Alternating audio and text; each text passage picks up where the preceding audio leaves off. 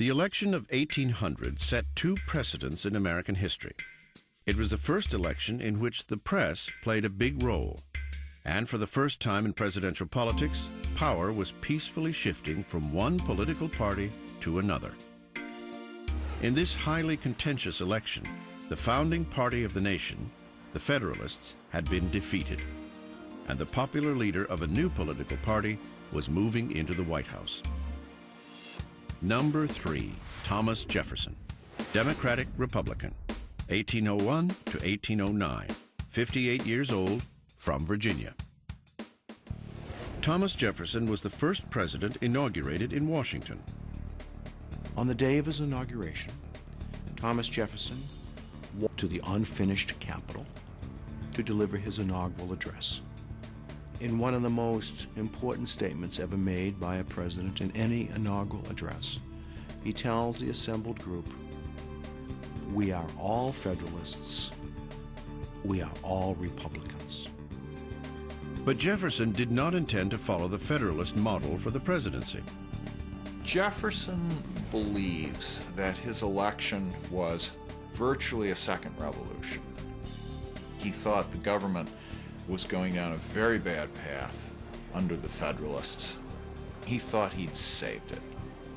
Jefferson believed the Federalists had put too much power in the central government.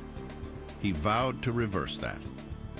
Well, it's the old adage, of course, a Jeffersonian adage, that government is best which governs least, except when you're elected to office.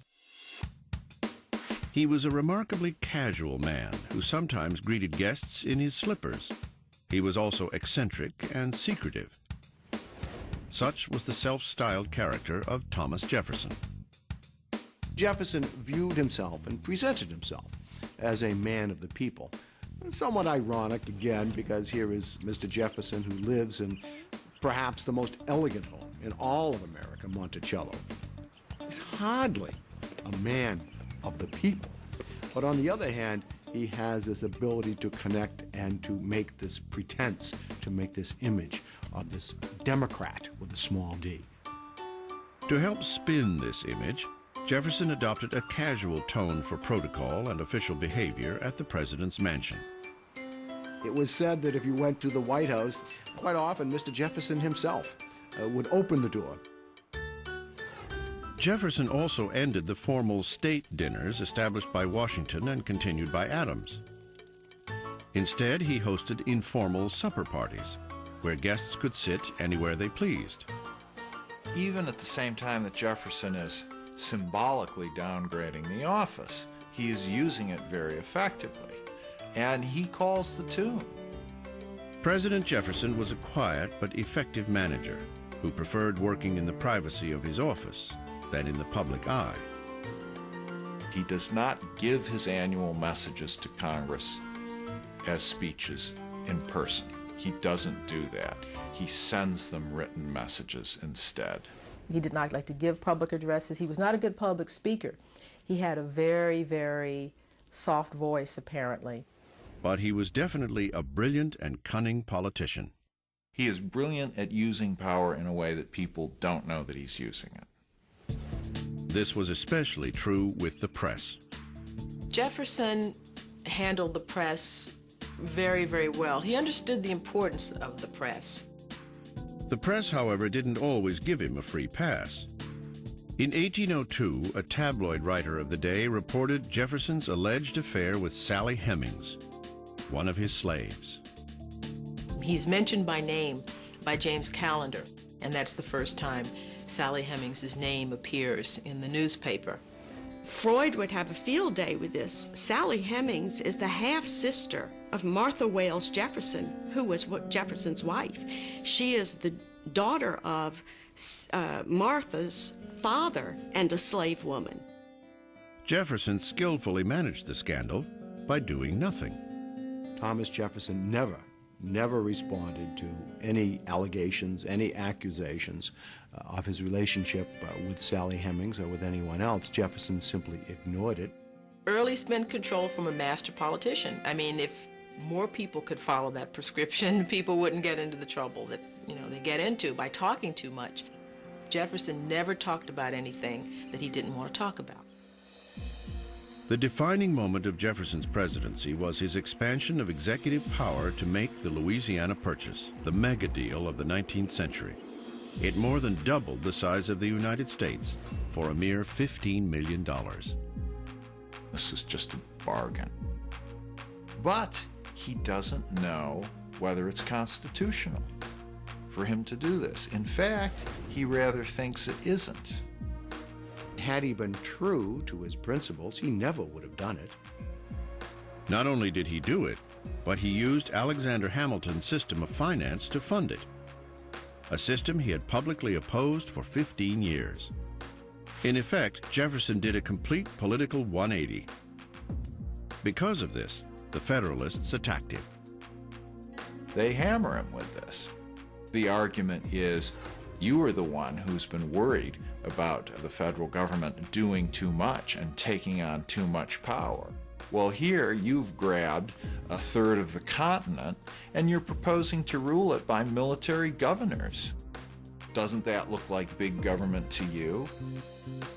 Ignoring his critics, Jefferson also authorized a secret exploration of the territory, the Lewis and Clark Expedition. It would eventually be regarded as an epic American adventure. But when Jefferson sent a secret message to Congress requesting money for the mission, his enemies screamed that it was an unconstitutional military foray. So Jefferson, the man who supposedly loved small government, is a president who dramatically expands the power of the federal government. That, of course, is a tradition in our presidency. In 1804, Thomas Jefferson was overwhelmingly re-elected. Yet he found little joy during his second term. Jefferson is a very sensitive man. He hates the criticism that he gets. And his second term becomes hell to him. He feels as if he's in prison. I think Jefferson's greatest shortcoming in office was his inability to deal with the rising international crisis. That crisis was the escalating war between England and France. Jefferson believed that America need not be involved with Europe, that somehow it was possible for us to ignore the world beyond us and to deal only with an interior America. The problem was American merchants were trading with England and France. That infuriated both sides.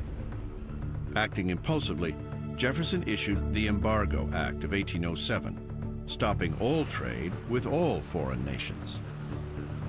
What a foolish solution to a problem. Doesn't want to go to war with France, doesn't want to go to war with England. And so instead of making a decision, he says, okay, we're not going to trade with anybody. Well, this is not a statesmanlike decision, and it's disastrous for New England trade. The Embargo Act of 1807 was extremely controversial, and it really sank his second term. By 1808, Thomas Jefferson was tormented by migraine headaches. The presidency had aged him considerably. Jefferson came to hate the presidency so much that he left it off his gravestone. Yet his achievements remain unparalleled in American history. He took the oath of office intending to change the power of the presidency.